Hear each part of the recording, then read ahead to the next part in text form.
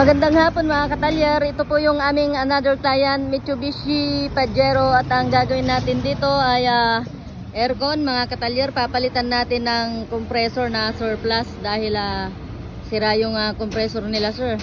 At nung isang araw ito na yung na-vlog ko na pinalitan natin ng alternator. Ngayon naman po ang problema nila sir, yung kanilang compressor ay sira. So wala silang aircon, walang lamig yung itong kanilang sasakyan. Kaya ating puntahan dito dahil ginagawa na ni Bossing S-Ben. Ito na mga katalyer. Yan mga katalyer, ito yung compressor nila sir. At kung nakikita nyo, ayan sunog.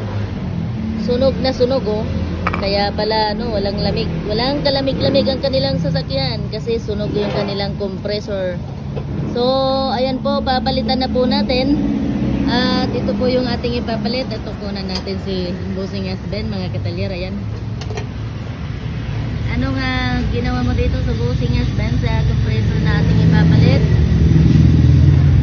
Oh. Ayan, papalitin natin yung head. Dahil iba to. Okay. So, yung head niyang dati, ipapalit dito. Okay, papalitan lang natin ng head mga katalyer. Ibabalik natin yung dati niyang head, yung compressor nila sir na sira. So mamaya ating balikan si Bossing S-Ben kapag i-install na nila